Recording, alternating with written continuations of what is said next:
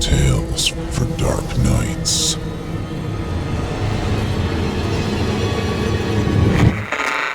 Want to make sure you never miss a Chilling Tales for Dark Nights video again? Be sure to subscribe and hit that bell to turn on notifications.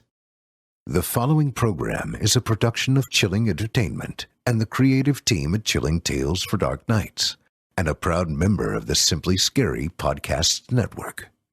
Visit simplyscarypodcast.com to learn more about this and our other weekly storytelling programs, and become a patron today to show your support and get instant access to our extensive archive of downloadable ad-free tales of terror. Thank you for listening and enjoy the show.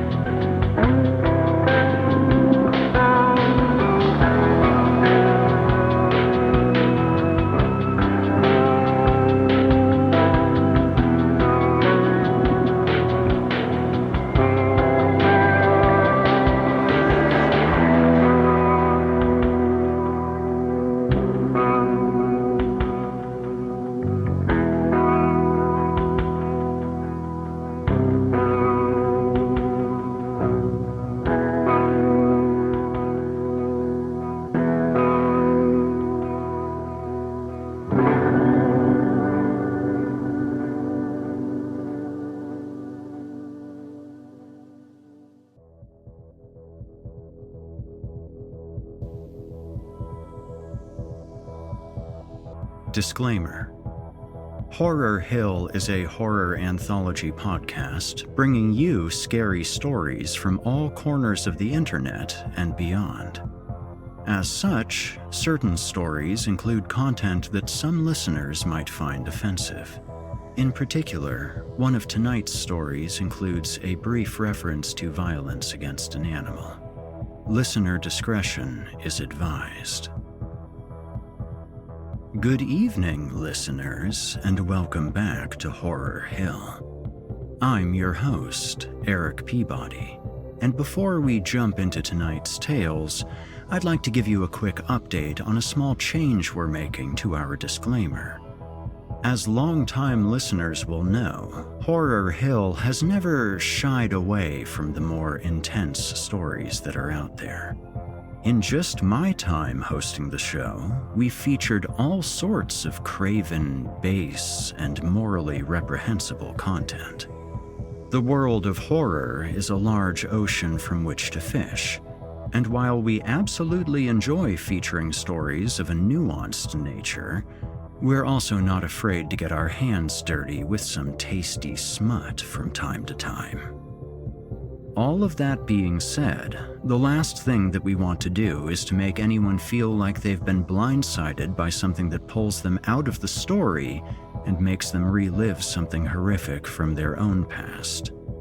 Along those lines, we're going to be providing a bit more information during our content disclaimers. If the stories in an episode contain violence against animals, child abuse, or any violence or abuse driven by hate of a particular group of people, then I'll make mention of that in addition to our standard warning. Also, the vast majority of the stories that we cover are available to find and read online, so if you have any other content that you'd like to avoid, I encourage you to research specific stories prior to listening. Alright. Now that that's out of the way, let's dig in. We have two tales for you tonight, and I can tell you, listeners, that they're both top shelf. We're beginning with The Backward Man by Caleb Stevens. In this story, we are introduced to Colin, a young boy who is about to experience a horrible tragedy. In the immediate aftermath of this terrible event, he notices a strange figure nearby, tall, dark, and turned away from him. Colin begins to see this individual with some regularity, and his appearance always foretells an impending nightmare. Who is this mysterious backward man, and what connection does he have to Colin and his family? Following that, we'll be reading From Below by Warren Benedetto. This tale opens in a near future where humanity is struggling to survive in a world with accelerated climate change. Jeremy and Alex are guiding a small boat of survivors through the now submerged streets of New York City. As the story unfolds, we learn that the waters and the hearts of the men above them obscure a terrifying reality. You're listening to the standard edition of this program.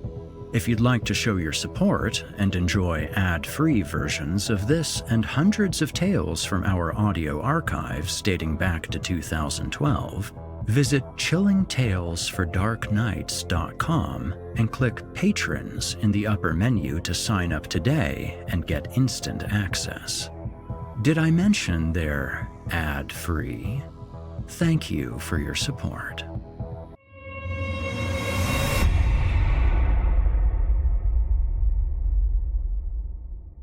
And now, from author Caleb Stevens, I give you The Backward Man.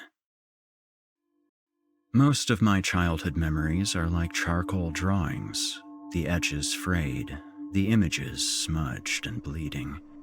But not this one. Not him. The first time I saw the backward man was when I was 7. Mom and I were at a stoplight. It was spring, a light mist blowing down, but not too cold, and I happened to glance up before the colors changed. There he was, standing on the other side of the street with his back to me, top hat nearly scraping the traffic light. I remember pointing him out as we crossed, spouting something like, "Look, Mom, look how tall that man is." And she did look, stopping just long enough to tilt her head before the car horn blared.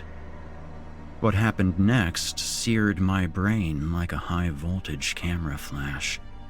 This rapid snap, snap, snap, perma-scorching my synapses. I fly into empty air. Bones crunch somewhere behind me. Metal. Asphalt bites my skin and I'm rolling, rolling, rolling.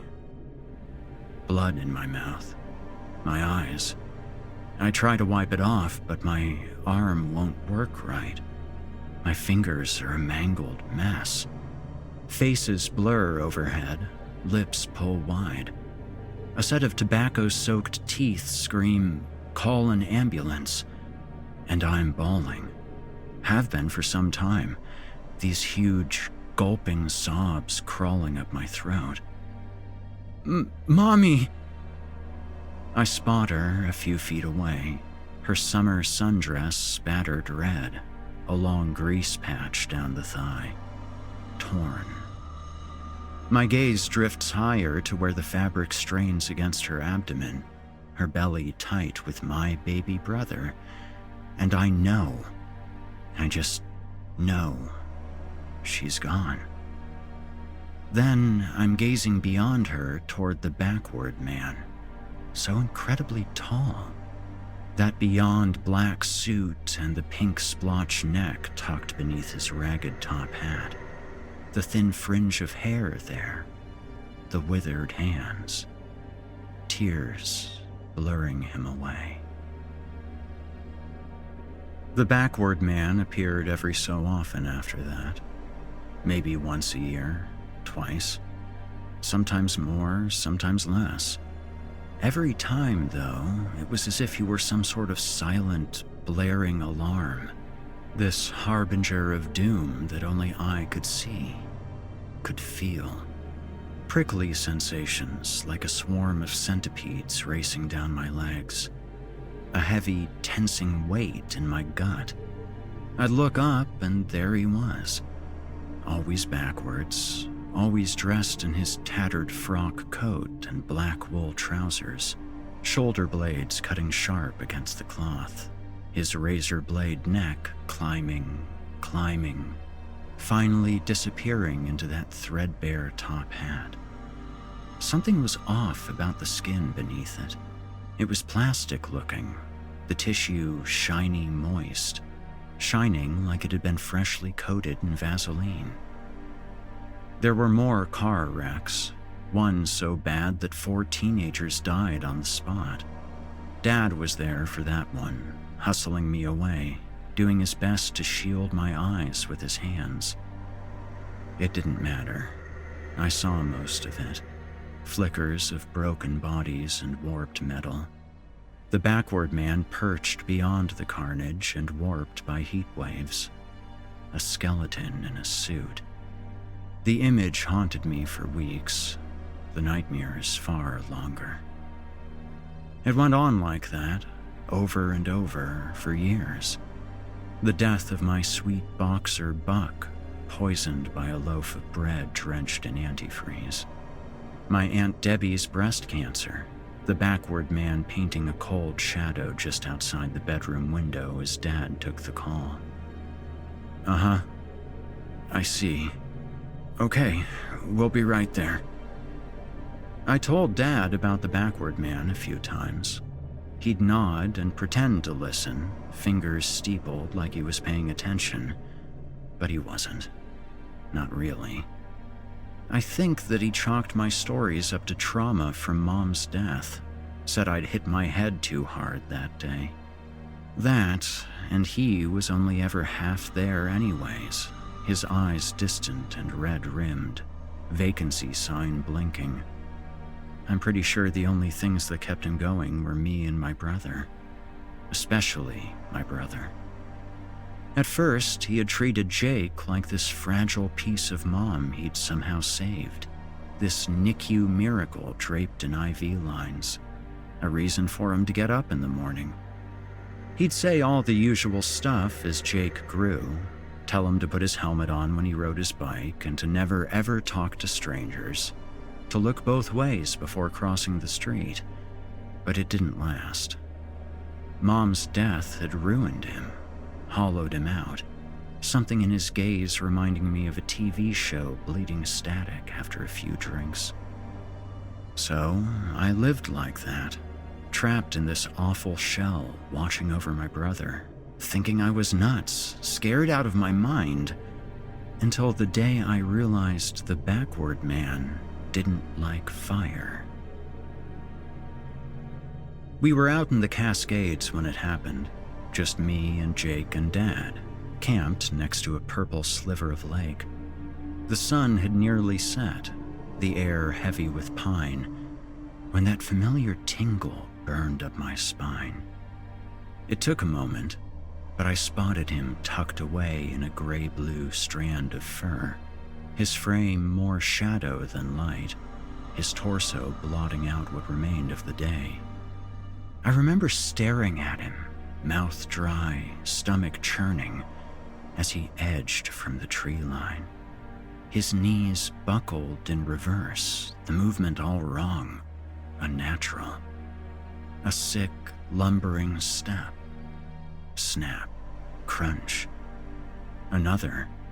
Snap, crunch, snap. I opened my mouth to cry out, to say anything at all, but my voice was lodged in the small part of my throat, trapped there. He drew closer, his neck crystallizing into a swirl of moist, pink-white flesh, his shoulders rolling back against his coat. So tall. Then Dad was lighting the fire, and the backward man was simply gone. "Earth to Colin," Dad had said, clapping at me a moment later.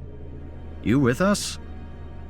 And just like that, I was, staring at the crackling campfire, the crisp tinge of smoke and earth and air reminding me to breathe again. After a few wobbly breaths, I forced my gaze toward the dark expanse of trees, terrified, eyes stinging, expecting to see that pale snatch of skin again. But I didn't. He was gone, and I knew what that meant. I'd finally found a weapon. I bought an army of Zippos after that, carried them with me wherever I went. One flick of that magical flint, and the backward man would vanish like a groggy nightmare, like he'd never really even been there at all. But he had, and I knew it, no matter how much I tried to convince myself otherwise.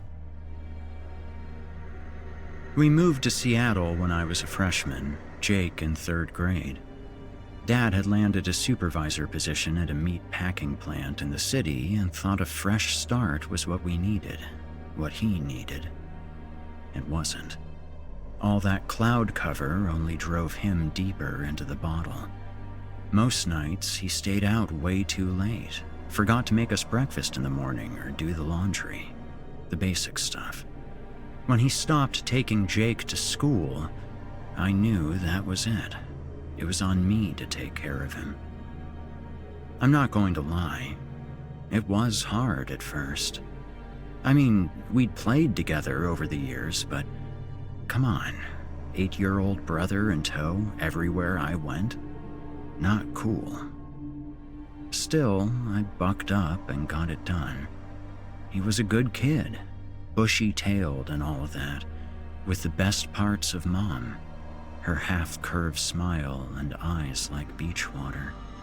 He had her humor, too, always laughing, spouting off one dumb joke after another. What do you get when you cross an elk with a rhino? It was late one night, Dad out on another one of his benders, when I decided we were due for some fun. We weren't supposed to do that, just up and leave, but I was sick of Dad's shit, and Jake seemed down, so off we went. We hit up the mall, had burgers and shakes, and joked around like normal kids with normal lives. Tried to not look at all the other normal kids eating dinner with their normal parents. I kept Jake distracted, taught him how to dip his fries in his shake like Mom had taught me, watched him smile at the salty sweet mix, then drug him off to Laser Quest for a few rounds of laser tag. When we finally bowled into the alley a couple hours later, it was past 11 with thick sheets of fog rolling in. We were laughing about how Jake had trounced some kid in a game of air hockey, nothing remotely scary on our mind, when the first cramp rolled up my leg. At first, I thought the shadow was a weird trick of the light, a distortion.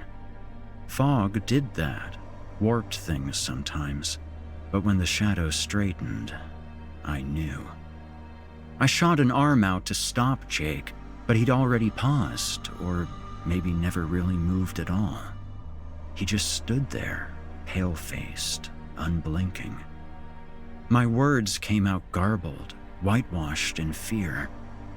Jake, do you see him too? He didn't answer. Only started to wobble straight down the alley before I could stop him. I panicked, snatched the Zippo from my pocket, and bolted past him, flicking the spark wheel like a maniac until the lighter caught. I stopped and held it aloft, the blue flame crackling as my heart clogged my throat. The backward man did nothing. Just stood there facing away, top hat corked to one side, a gluey ribbon of scalp peeking out. Cold paralysis drenched my limbs, my brain. I started to shake as the creature's knees inverted, its elbows. Then he was backing straight for us, joints popping. I glanced at Jake, who'd stopped directly behind me, was staring right through me. I mean, straight through me, like I wasn't even there. A clear string of drool curled off his lip.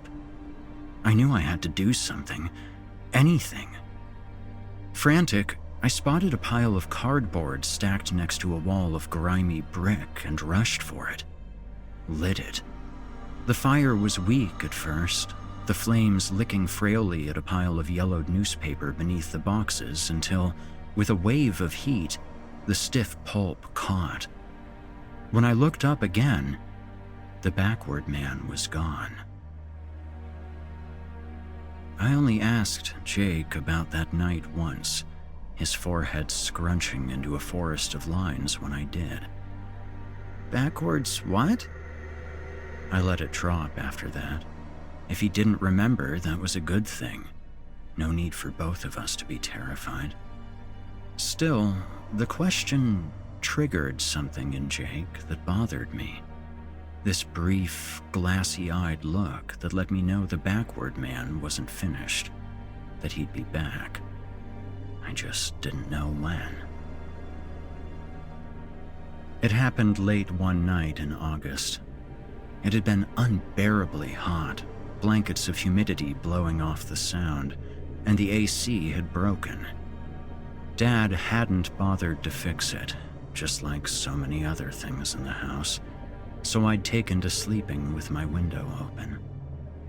I'm not exactly sure what woke me.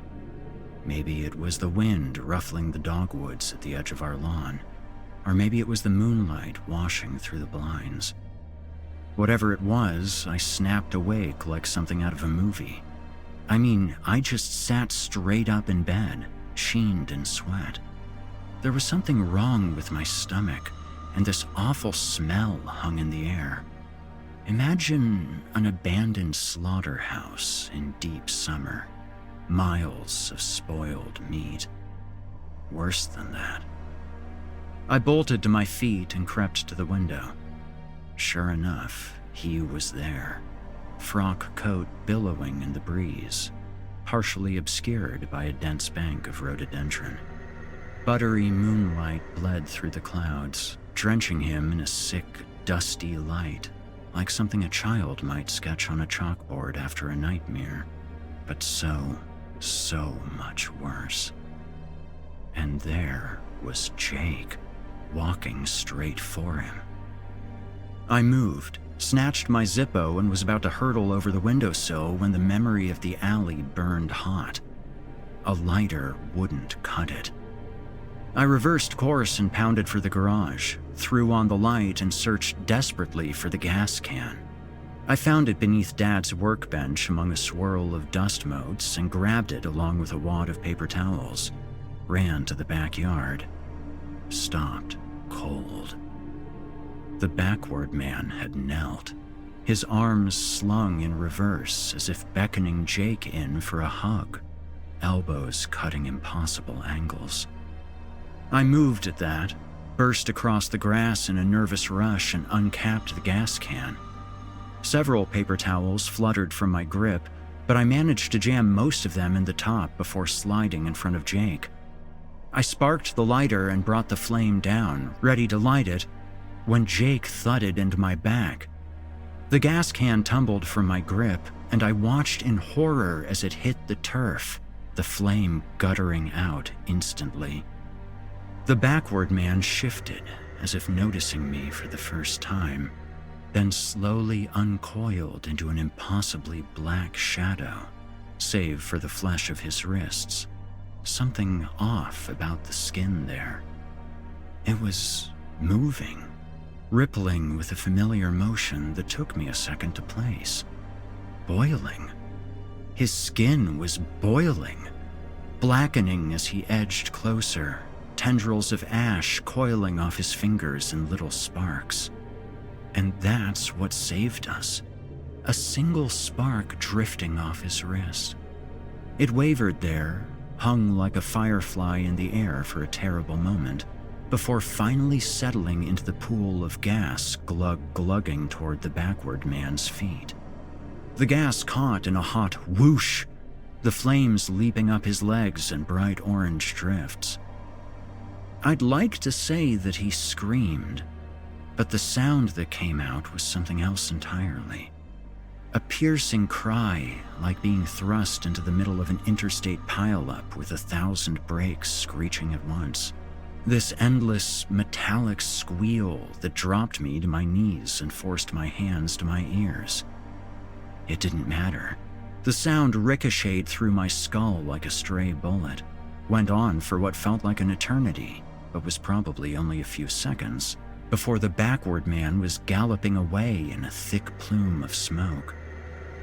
When he vanished into the dogwoods, I pulled a hand from my ear and stared dumbly at the black slice of blood staining my palm. Jake said something behind me, and I turned, flinching at the twin curtains of blood leaking from his ears, his hair thick with sweat, matted. He was blinking hard as if trying to focus, rubbing his eyes.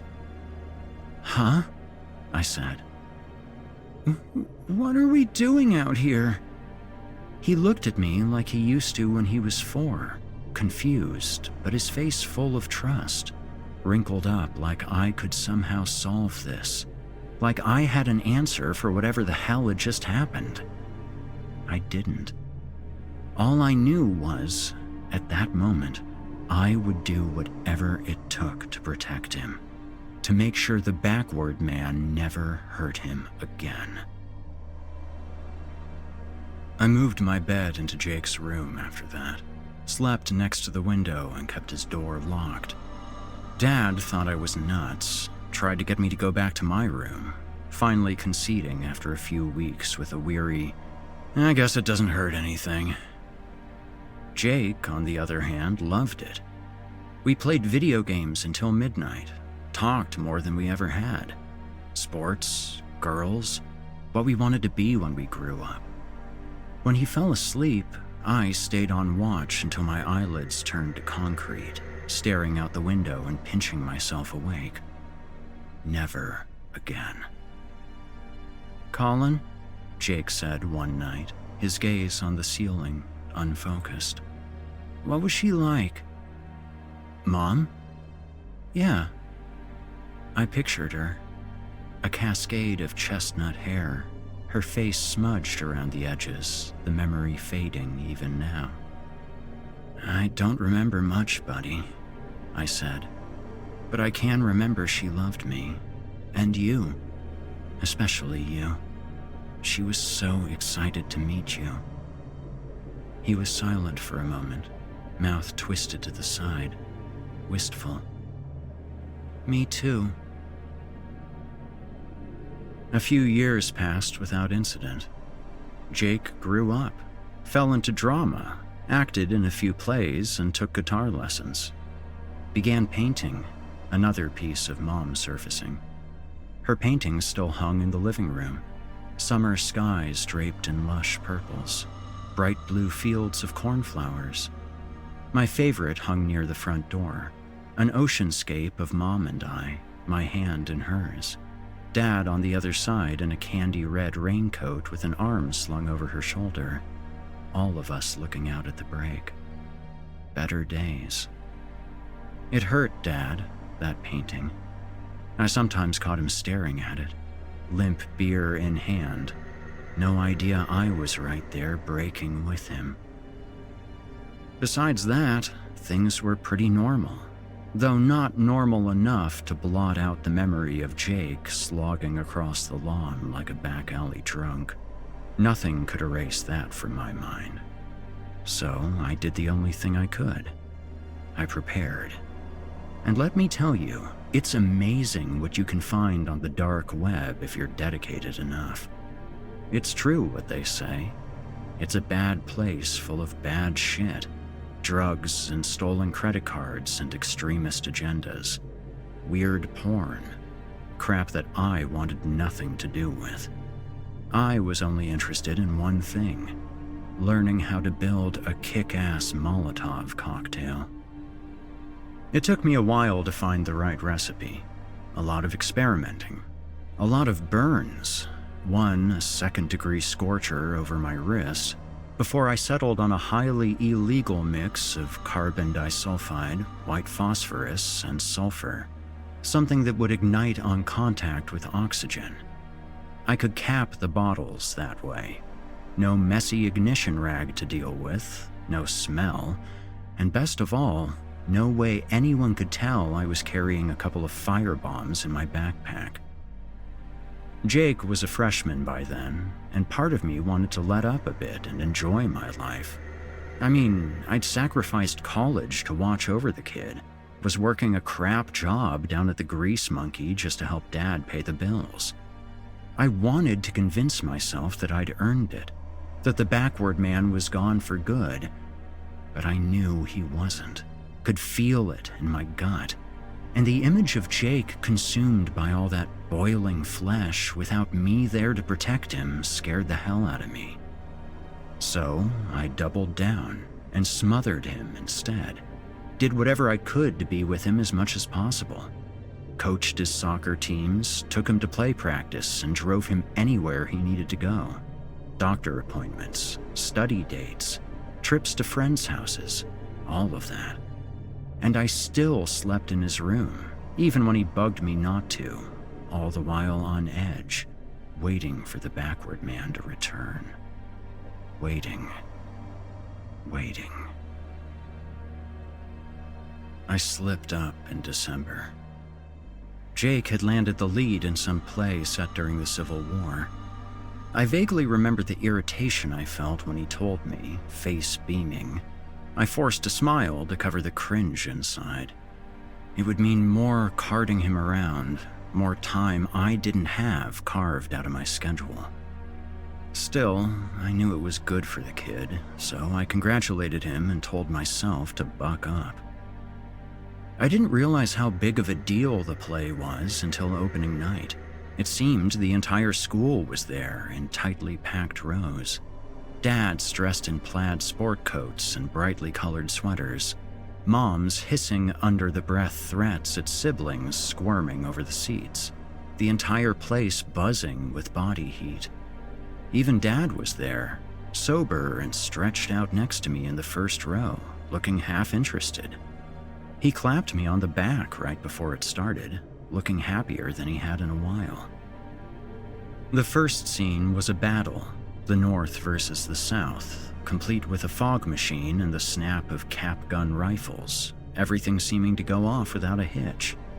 I even found myself enjoying it, the kids barking out their lines with gusto, the play director, Mr. Johnson, encouraging them with hearty pats on the back side stage, his dress shirt half untucked and swaying. It wasn't until the third act that my stomach began to churn. At first, I thought it was food poisoning, something off about the slice of pizza I'd inhaled earlier. But I knew better the minute Jake took the stage. It was his big scene, the one he'd practiced in front of the mirror for months. The Gettysburg Address. He stood hunched, fake beard plastered to his chin, body stiff beneath his knockoff double-breasted suit. I could tell he was nervous by the way he rocked back on his heels, his hands knuckled tight over the podium. Then, with a sudden swell of confidence, he straightened and cleared his throat. 77 years ago. I don't think I'd ever been as proud of him as I was at that moment. Same with Dad. He was beaming cheek to cheek, looking at Jake the way he used to look at me before Mom died. A younger, fresher version of him planted next to me, a few of the wrinkles washed away. That's when I saw the shadow. It was small at first, a slight alteration in the way the light hit the stage, muted in spots, hazy, but it grew, devouring the floor inch by horrible inch, an oil slick spreading, but blacker, thicker. A top hat formed first, followed by a sharp set of clavicles, a spindly neck. My throat constricted and I reached for my backpack. Clawed, empty air. No. I'd carried it like an oxygen tank, day in and day out for over a year, waiting for this moment, this exact moment, and like an idiot, had left it in the dressing room when I dropped off Jake. I bolted, shoved my way past a tangle of legs, and spun through the door. Go, go, go! Slamming into the dressing room, panicked, eyes hungry for that dark red fabric. By the time I made it back, Jake had deteriorated. Mr. Johnson was hissing lines at him, peppering an otherwise awkward silence. "It is altogether fitting! Altogether fitting!" Jake had turned, was facing the backward man now, his head lolled to the side. The other kids watched him with creased brows, one a popular ponytailed sophomore doing her best to stifle a nervous shot of laughter. I could tell she didn't see the backward man. None of them did. He elongated, his top hat nearly brushing the ceiling now, and beckoned at Jake with those terrible inverted arms. Jake gurgled something and wobbled off the podium, crashed past a cluster of prop horses and knocked them over. Something like steam lit the air, a dull simmer, and I clambered up onto the stage, flinging the first Molotov in a wild, looping throw that wheeled wide right. The bottle shattered in a searing burst of light. A ripple of confusion rolled through the audience, a muffled scream. "Shit!" I focused and hurled the second Molotov, harder, thinking, "Do not miss. Do not miss." And then everything happened at once. Jake reaching out for those horrible hands. The bottle bursting into a bright wall of flame that enveloped the curtains. Then the backward man. Then Jake. I was only vaguely aware of the hell breaking loose behind me, of the screams and toppled chairs and frantic surge for the exits, Dad shouting the entire time, "Colin! Colin, what are you doing?" It was all static as I lunged for Jake and grabbed his arm. It was limp through his sleeve, cold, his mouth unbuckled in a silent scream, all teeth. Then that shrill cry hit, that terrible metal-on-metal wail, and I was pulling, jerking back on Jake like a man possessed, heaving and yelling for him to let go, to please, God, please let go. He didn't. The backward man's grip was steel. A forest of tendons bunched across his fingers and they curled tighter, orange tongues of flame spreading from the creature's arm to Jake's. A thick grinding sensation pulled my gaze higher toward the backward man's head, which was turning, rotating in place like something from The Exorcist. The eyes appeared first, then a familiar curl of hair, an open mouth screaming through a thin string beard, lips stretched wide. My world fell away. It was Jake. A funhouse mirror version of him, but him all the same. And so wrong.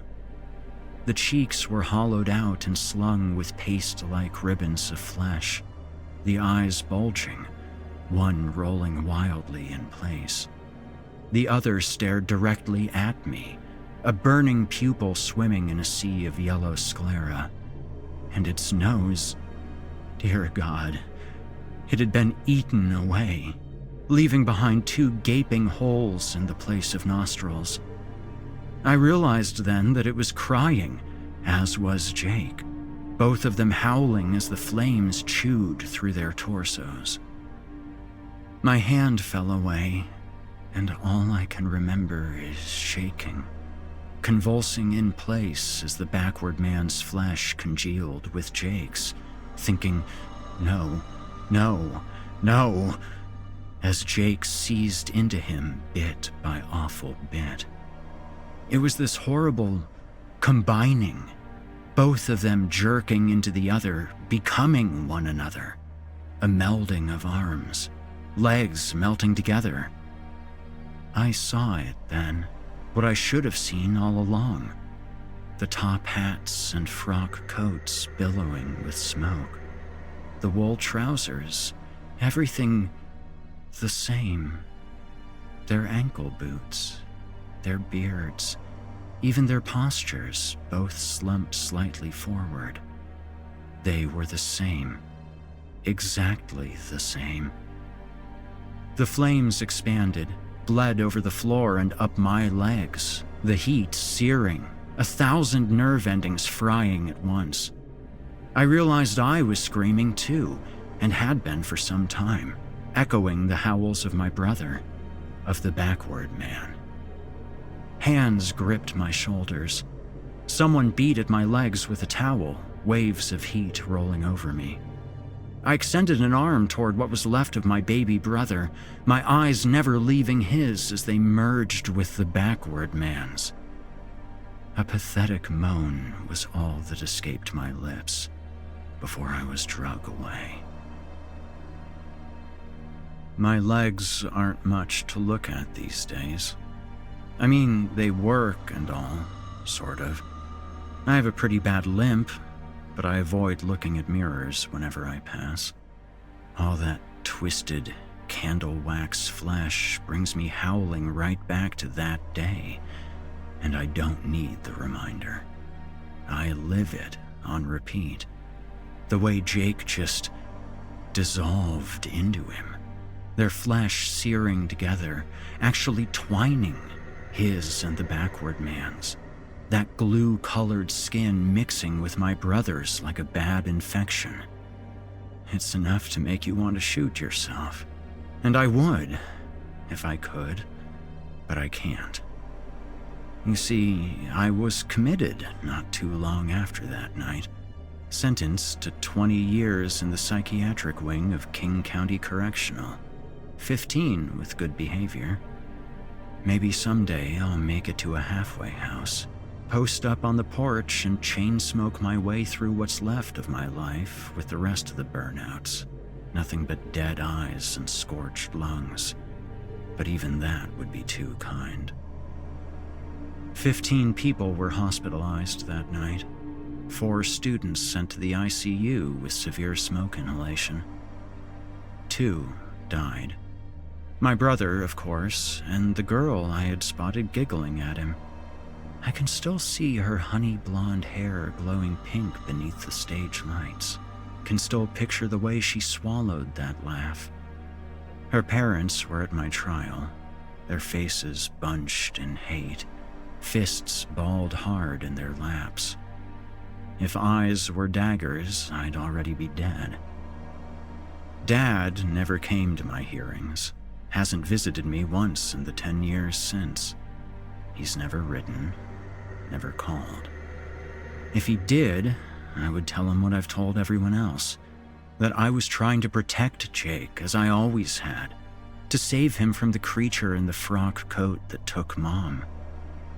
It landed me here, that story, planted me in this sweat yellow gown along with the rest of the droolers.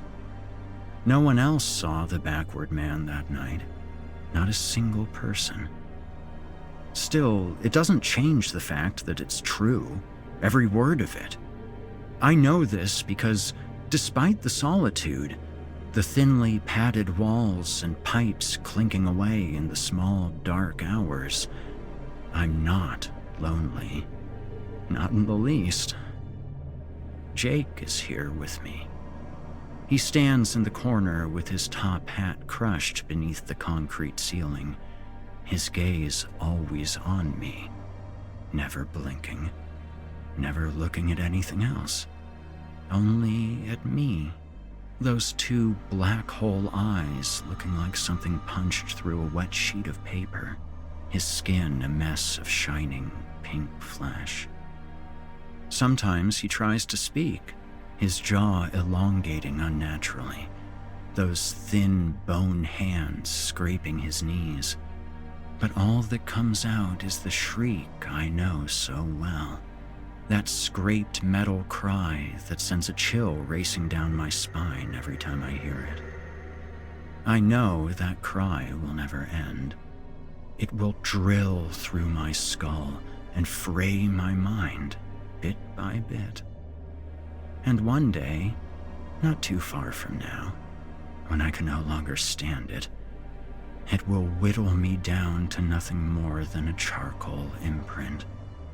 Everything fading away as if I were never really here at all.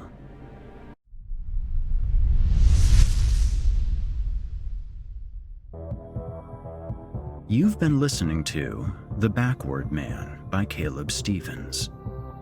Author Caleb Stevens is a novelist living in Denver, Colorado, and his short stories have been published in Suspense Magazine, Hello Horror, Ink Stains, Horror Tales Podcast, Dark Tales, and Hinnom Magazine, for which he is the assistant editor. He is represented by Anne Collette of the Reese Literary Agency. You can learn more at www.calebstevensauthor.com. That's Stevens with a PH.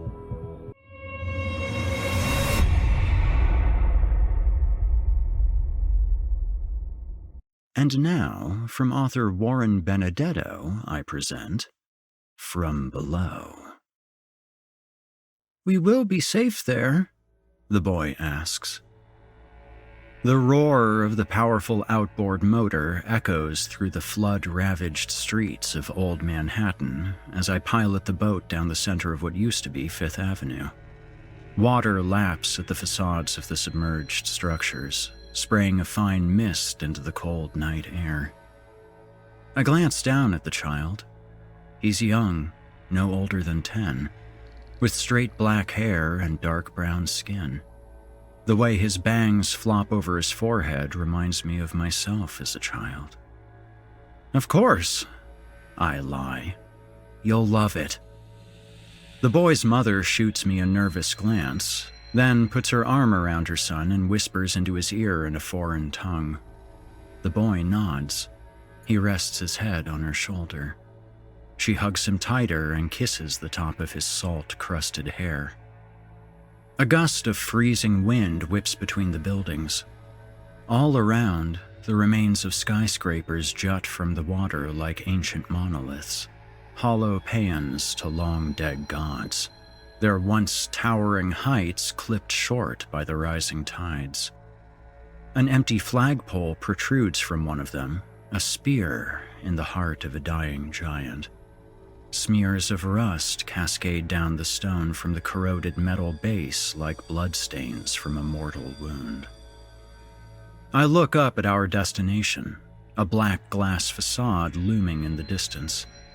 It's dark, except for a ring of light spilling from the top-floor windows. The penthouse.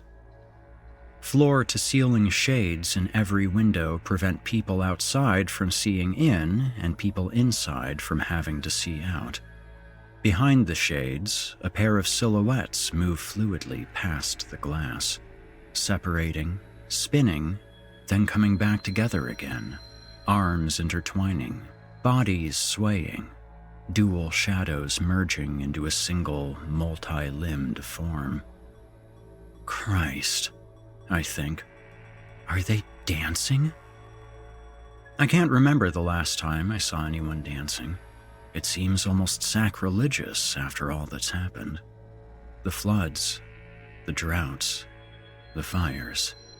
Millions dead, millions more starving. And yet those bastards up there are dancing, as if everything's okay. As if all this is normal, as if it's just another day. Unbelievable, I mutter.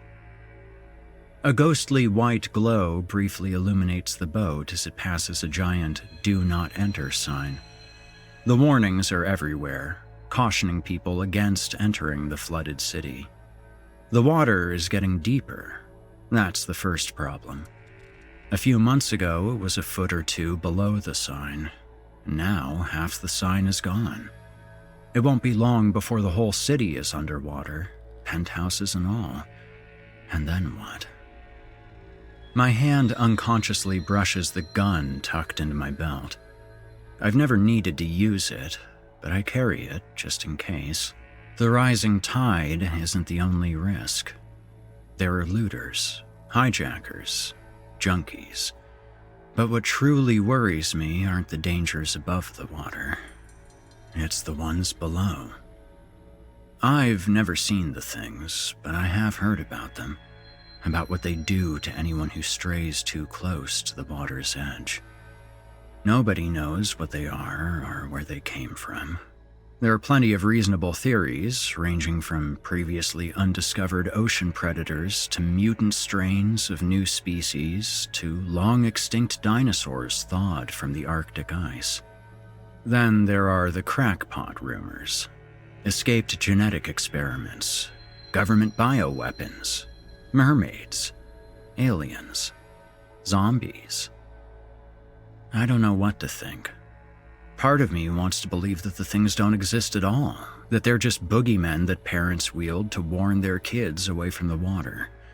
But another part of me finds it hard to ignore the screams that echo through the city at night, or the blooms of blood and viscera that sometimes bubble up from the depths. A gruff voice breaks me out of my reverie. It's my business partner, Alex. He's standing with one foot perched on the bow of the boat, like George Washington crossing the Delaware River. "Yo, Jeremy, slow it down!" The beam from a flashlight strobes in my eyes. I wave it away. "Relax, I'm on it." I kill the motor. Its dying rumble ricochets off the walls of the urban canyon and rolls into the distance. The only sound that remains is the soft slap of water against the hull and the occasional cough from one of the 20 refugees crowded into the overloaded transport. The faint strains of what sounds like a waltz filter down from the penthouse above. The boat bumps against the 46th floor window of the skyscraper with a squeal like the death throes of a dying machine. Moving quickly, Alex loops a heavy, mildew-blackened rope in through one broken window and out the next, lashing the boat to the wide steel beam that separates them. Then he turns and faces the passengers. 20 hopeful faces look up at him expectantly. They're starving, desperate, scared. They'll believe anything. And they have. Alex clears his throat and projects his voice. "All right, everyone, listen up," he says. "I'm gonna run inside to see if your rooms are ready. You're all paid up, right?" Heads nod. Alex points at the boy who talked to me earlier. "You too, little man?" The boy looks up at his mother. She nods her approval, and he gives Alex a thumbs up. "Great!" Alex claps his hands together. "Then I'll be right back." He grabs the rope ladder dangling against the side of the building, then smiles down at the faces below. "You're gonna love it here." With that, he climbs up the ladder and disappears through a window a few feet above the water. Fucking asshole, I think. Why'd he have to do that with the kid? What was the point? It was just cruel. Alex seemed to have a twisted need to prove that he was still an alpha male, still a captain of industry, still at the top of the food chain. In a way, he is. We both are. I've known Alex for years. We met as freshmen at Texas A&M University, joined the MBA program at Wharton together, traded commodities at the same investment bank, even dated some of the same girls. Alex was an asshole back then, too. I'm originally from Texas. I majored in geological engineering with plans to join the oil industry when I graduated. But then, a recruiter for a major investment bank convinced me that I could make way more money trading oil futures in the stock market than I could make drilling holes in the Texas desert. The recruiter was right. Alex grew up in Nebraska, spending most of his childhood on his family's cattle ranch. He too had heard the siren song of Wall Street calling after graduation, and he too ultimately fell back on what he knew best. For him, it was livestock. Instead of herding cows on a farm in Nebraska, he was trading cattle futures from an office tower in Manhattan. It didn't matter to him. Either way, the livestock ended up in the same place, the slaughterhouse, then the dinner table. The beef industry was a big machine, a meat grinder that ingested living things on one end and spat gushers of money out the other. Alex was all too happy to collect it. When the shit hit the fan, Wall Street was one of the first things to go. The economy collapsed. Commerce broke down. Supply chains disintegrated. Food became scarce for everyone but the wealthiest few, housing too. Soon, it was every man for himself. It was Alex who came up with the plan. To him, it was obvious what we needed to do to survive. It was just an extension of what he was doing before the world went to hell. It was the same machine, just smaller, and we'd have to operate both ends. Think of them like commodities, Alex had argued when he pitched the idea to me. Like livestock. I couldn't believe what I was hearing. It was insane. Livestock? They're people! Alex walked over to the window of our darkened apartment, his shoes squelching on the waterlogged carpet as he crossed. The rug was sodden and mildewed. Black mold climbed the furniture and walls. The smell of rot was nauseating. He looked out across the darkened cityscape. Like most of the city, except for the penthouses, our place had no electricity anymore. We were lucky enough that it was still above the water.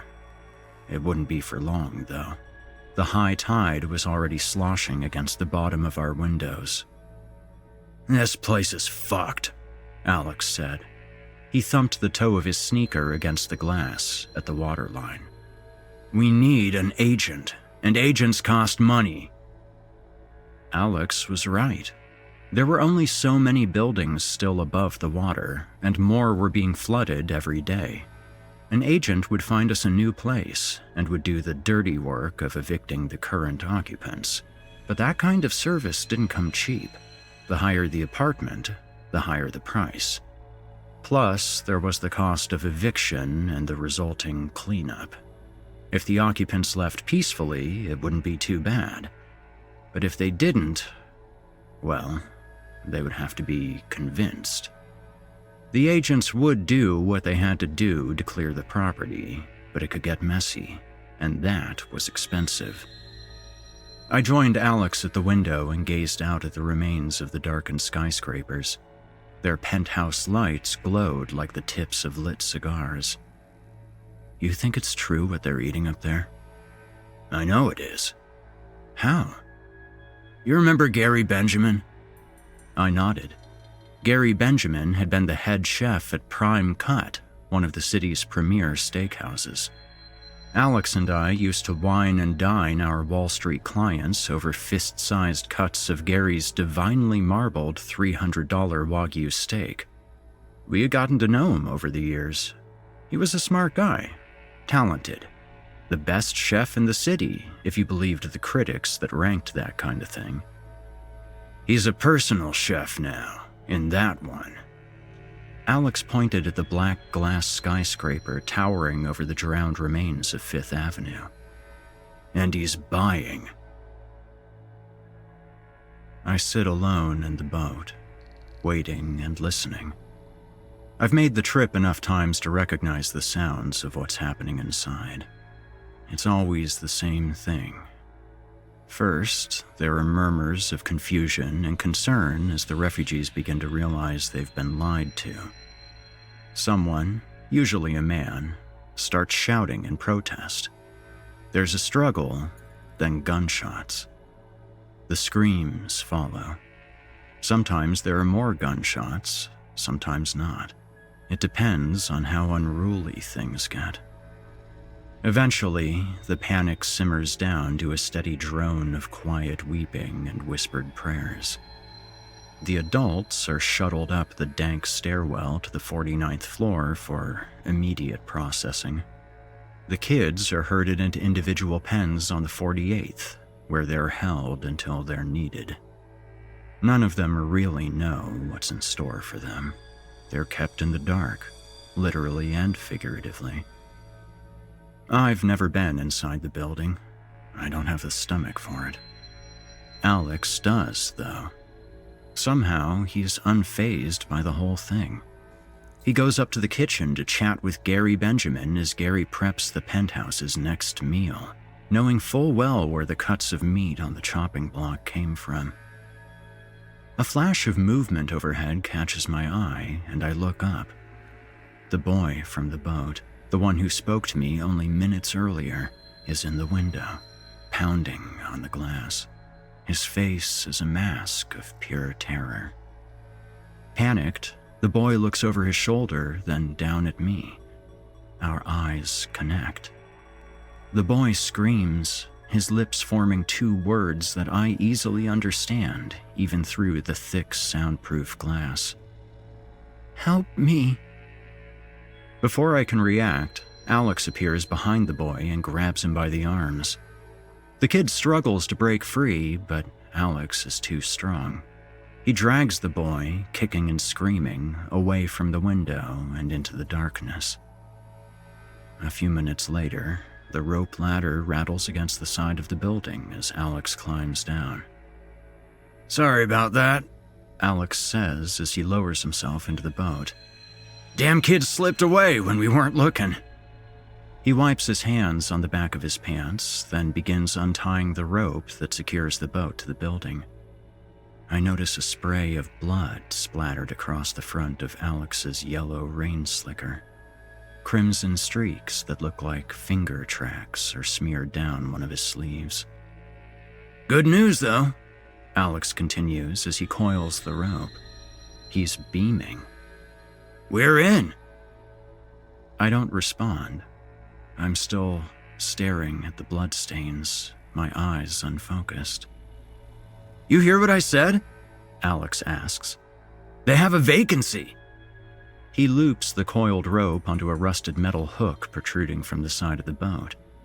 "Isn't that great?" "Yeah," I say quietly, groggily, as if waking from a deep slumber. Alex frowns. "Hey, what's your problem?" I look up at the window, where I saw the kid calling for help. It's dark. I glance back at Alex. "I'm done," I say. I stand up and press the outboard motor's electric starter. The engine sputters, but doesn't catch. "Done? Done what?" I motion to the building. "This." I press the starter again. Everything. The engine roars to life, spitting a cloud of pale gray exhaust into the air. Hang on! Alex shouts over the noise. "Shut that shit off!" I ignore Alex, revving the engine louder and piloting the boat away from the side of the building in a U-turn. "Shut it off, I said!" Alex shouts over the noise. He pushes past me, slams his hand down on the starter, and kills the engine. "What the hell are you talking about? You're done!" I look down at my shoes. I don't want to do it anymore. Alex glares at me for a moment, his arms crossed over his chest. The muscles in his jaw ripple as he clenches his teeth. Then he nods. His tone lightens. Okay. I lift my head, my eyebrows raised in surprise. Really? Sure, we'll just stop.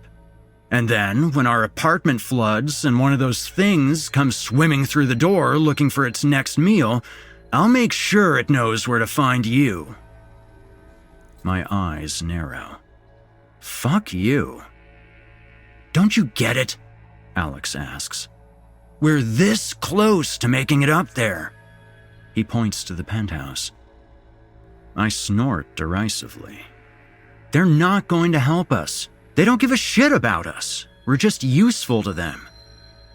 Yeah, exactly. That gives us leverage. We can make a deal. A laugh bursts from my lips, echoing off the buildings towering around us.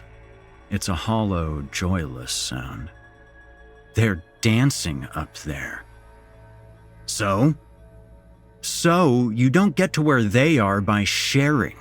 Hell, that's why we're in this shit show in the first place. I gesture to the water that's overtaken the city. They didn't know when to stop, when enough was enough, and now we're stuck in this mess that they created. But them? I look up at the penthouse. They're still dry. They have electricity, clean water, food. They're above it all, literally. Exactly, which is why we need to be up there too.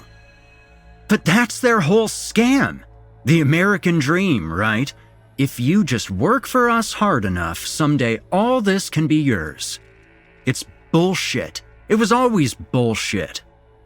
What, you're Karl Marx now? Christ, listen to you. You sound like a fucking communist. Look, do what you want, I sigh. But like I said, I'm done. I try to step around Alex and back to my position by the engine. Alex moves to block my way. His lips curl away from his teeth in a snarl. No, he growls. You're done when I say you're done. He moves forward until we're almost nose to nose. Got it? I plant a forearm in Alex's chest, pushing him away to create space between us. Back off, I warn. What are you gonna do? Alex shoves me. Huh? The blow unleashes something deep inside of me. Before I can stop myself, I thrust my head forward, crushing my forehead into Alex's face in a vicious headbutt. Alex grunts as blood erupts from his busted nose. He spins around and bends forward over the boat's railing, leaking bright tendrils of blood into the jewel-green waves. The hell, man? You broke my nose! As Alex tries to staunch the bleeding with his shirt, the water beside the boat begins roiling and foaming. A cluster of ghostly white blurs materialize in the oily darkness, like wisps of gauze dancing lazily just below the surface. Suddenly, a mottled grayish-white hand shoots out of the water. It clutches Alex's arm and yanks, causing his midsection to crash against the railing and knocking the wind out of his lungs. Another hand shoots from the water. Flaccid ribbons of flesh are strung between its bony fingers like party streamers. Its yellowed nails dig into the shoulder of Alex's jacket and pull him headfirst into the water. Alex's startled screams turn into muffled gurgling. His arms flail helplessly at the thing in the water. He tries to tear away the limbs gripping at him, but the rotting flesh sloughs off in his hands. Overcoming my initial shock, I lunge forward and grab Alex's belt, digging my heels into the bottom of the boat and leaning back, putting all of my weight into pulling Alex away from whatever is attacking him. I can feel the thing tugging hungrily at my friend, trying to draw him fully out of the boat and under the waves. My grip begins to slip. Veins in my neck and forehead bulge as I struggle to hang on. The muscles in my back and shoulders scream from the strain. The belt tears at my fingers. Then, suddenly, the things in the water let go. With the resistance gone, I topple backward, landing flat on my back with Alex's body on top of me. I roll to the side, gasping for breath, then push Alex away and struggle to my knees. I look down at my friend. His face is gone. All that's left is a shredded, red-black hole, just a masticated mess of flesh and bone. The remnants of his lower jaw hang toward his neck, his bottom teeth poking up through the torn flesh of his lips and gums like broken seashells in a rising tide of gore. Torrents of blood bubble up from his severed arteries and pool in the cavity where his mouth used to be. I recoil with revulsion, vomit spewing from my lips. Alex is making gurgling sounds, his legs and arms twitching weakly. Somehow, he's still alive. His head lolls toward me. Blood spills from his ruined face and swirls into the water around my boots. The mangled stump of his tongue pokes and wiggles obscenely over the entrance to his torn esophagus. He seems to be trying to say something. One of his arms lifts, reaching in my direction, fingers grasping blindly. They find my arm and tighten around it. My feet slip on the blood-slicked metal floor as I stumble backward from Alex's grip.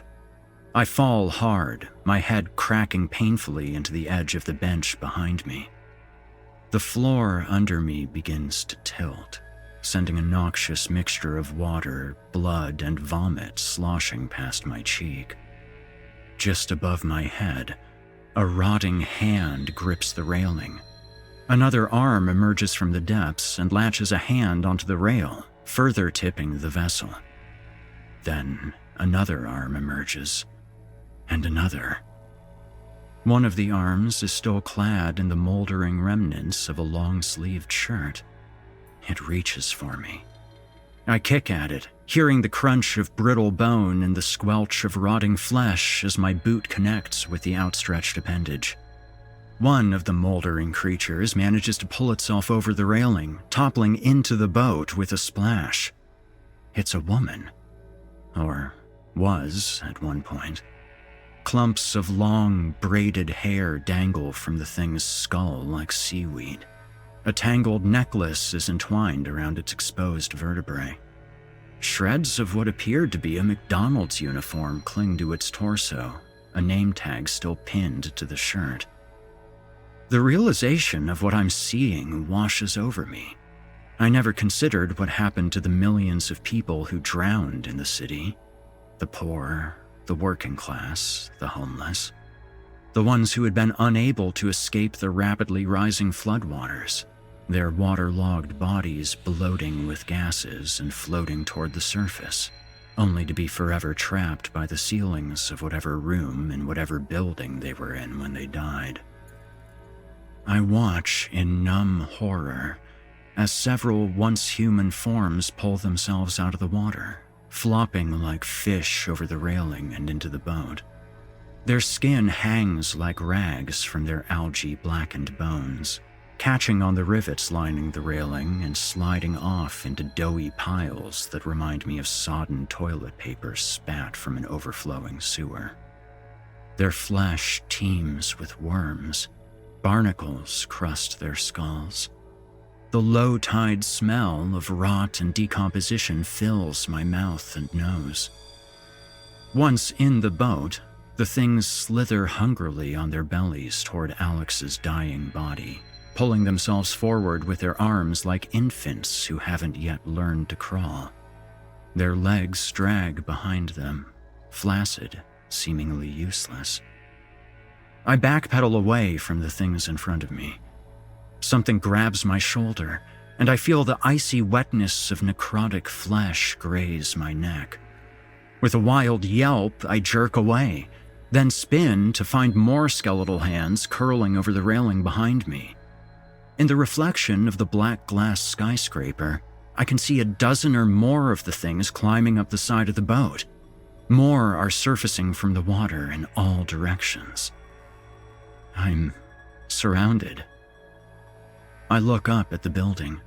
The rope ladder Alex had descended only minutes earlier is still dangling from the broken 47th floor window. I climb onto one of the boat's wooden benches and reach for the ladder. My fingers graze the bottom rung. The ladder swings away from me. I reach for it again as it swings back in my direction, but I miss. The ladder seems to be getting shorter, further away. There's no way I can reach it from where I'm standing. I look down, remembering the rope Alex used to lash the boat to the building. Maybe I can leverage that to snag the ladder. I grab the rope, uncoil some slack, then turn back to the building. The ladder is gone. In the 47th floor window just overhead, Gary Benjamin peers down at me. "Gary!" I plead. "Help me!" Gary doesn't respond. Instead, he steps back into the shadows, drawing the remaining length of the ladder up through the window. "No! Gary, wait!" I shout. The ladder! Please! I reach desperately for the retracting ladder as it disappears into the darkness, but it's too far gone. I turn around, searching desperately for another way to escape. The creatures are swarming the boat from all directions.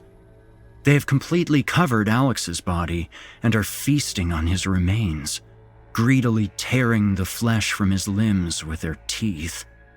Some plunge their bony hands into his body cavity, pulling out dripping handfuls of viscera and shoveling it into their disjointed maws. Others are crawling toward me, their teeth gnashing, their arms reaching. There's nowhere for me to go. I only have one option. My hand settles on the butt of my gun. It's an unconscious movement driven by pure instinct. I'd forgotten that I even had the thing. I draw it from my belt, aim at the advancing horde, and fire. The bullets pass cleanly through flesh and bone, doing nothing to slow the creature's approach. The things are almost upon me. I feel their hands close around my ankles, around my calves. They begin to pull at me, drawing me downward. With a faraway stare, I press the barrel of the gun under my chin, then look up at the sky. My eyes fall on the penthouse. Its lights cast a soft white halo around the skyscraper's top floor. The lazy strains of the waltz have been replaced by something more up-tempo, a swing. The silhouettes behind the shades twirl and spin, joining and separating and joining again, oblivious to the horror unfolding below. I pull the trigger. The gunshot reverberates off the building's algae-slicked facades as my lifeless body tumbles forward into the waiting jaws of the undead horde. In the penthouse, the silhouettes never miss a beat. They keep dancing, as if all this is normal, as if it's just another day, as if nothing has happened at all.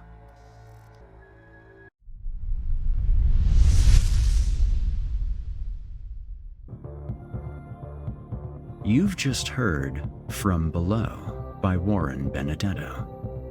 Warren Benedetto writes short fiction about horrible people doing horrible things. He is a full member of the Science Fiction and Fantasy Writers Association and has published dozens of stories in publications such as Dark Matter Magazine and The Dread Machine, on podcasts such as the Nosleep podcast, Tales to Terrify, the Creepypasta, and Scare You to Sleep, and in anthologies from Scare Street, Ghost Orchid Press, Erie River Publishing, and more. When he's not writing, he works as Director of Global Product Strategy at PlayStation, where he holds over 30 patents for various types of gaming technology. He is also the developer of Stay Focused, the world's most popular anti-procrastination app for writers. He built it while procrastinating. For more information, visit www.warrenbenedetto.com and follow @WarrenBenedetto on Twitter. Well, my friends, that concludes our evening. I'm sure that your warm bed will feel extra comfortable after our good pal Jeremy was dragged into the watery depths. As you lay there, though, just keep an eye out for any strange, tall shadows lurking in the corners of your room. Thank you for joining us tonight, and I'll be back next week at the same time and same channel for more terrifying tales to chill your blood on these warm spring nights. Until then, listeners, stay spooky. If you enjoyed what you've heard on today's program, please take a moment to stop by our iTunes page or wherever else you listen to your favorite podcasts and leave us a 5-star review and a kind word. It makes a huge difference and would mean a lot to me. If you'd like to hear a premium, ad-free edition of tonight's and all of our other episodes, visit chillingtalesfordarknights.com and click the Patrons link in the menu at the top of the screen, where you can become a patron for as little as $5 per month and get access to our entire audio archive dating back to 2012, including past episodes of this program, all of our other shows, and hundreds of standalone releases, all of them ad-free and available to download or stream. Thanks so much for your time and for giving our sponsors a try today. When you support our sponsors, you help support this show, and that means a lot to me. If you happen to use Facebook, Twitter, Instagram, or YouTube, you can follow and subscribe to Chilling Tales for Dark Nights there, where you'll get all of our latest updates and new releases, and have the chance to interact with us each and every week. As for me personally, you can find me on Facebook, Twitter, and YouTube, username Viking Guitar, and also on Instagram as Viking Guitar Productions. In particular, if you're looking for someone to provide voice work for your own project, or are in need of audio production of any sort, it would be wonderful to chat. Until next week, listener, when we meet up once again atop the horror hill for yet another dance with darkness, I bid you good night. Sleep tight, listener, and if you hear scratching at your door, don't open it. The darkness may have found you, but it's up to you to let it in. You've been listening to the Horror Hill Podcast, a production of Chilling Entertainment and the creative team at Chilling Tales for Dark Nights, and a proud member of the Simply Scary Podcast Network. Visit simplyscarypodcast.com today to learn more about our network and our other amazing storytelling programs. Tonight's episode was hosted by, and its featured tale performed by, yours truly, Eric Peabody. Selected stories have been adapted with the kind permission of their respective authors. Original music provided by Nikki McSorley and Eric Peabody. Finalization by Craig Groshek and S.K. Brown. Got a terrifying tale of your own that you'd like performed? I take submissions. Email it to us today at submissions@simplyscarypodcast.com to have your work considered for future production. If you enjoyed what you heard on tonight's program and are joining us on your favorite podcast app, please subscribe to us to make sure you never miss an episode, and leave us a 5-star review and a kind word. Your feedback means a lot to me. You can also follow Chilling Tales for Dark Nights and yours truly on social media to connect anytime and get the latest updates on this and our other programs. If you're listening on the Chilling Tales for Dark Nights YouTube channel, do us a favor and hit the subscribe button and the bell notification icon as well to get more spooky tales from me and the crew and another episode of this program each and every week. And don't forget to hit the thumbs up button to let us know how we're doing, and leave us a kind comment. Lastly, don't forget to visit us at chillingtalesfordarknights.com and consider supporting the team by becoming a patron. In addition to helping us out, you'll get exclusive access to our audio archives and ad-free downloads of all of your favorite stories, including those you've heard on this program. As for me, you can hear more of my work on the Chilling Tales for Dark Nights podcast. However, I will be back next week with more terrifying tales to keep you up all night. If darkness is what you're after, listener, your search is over. Yet, let it be known, you haven't found the darkness. The darkness has found you.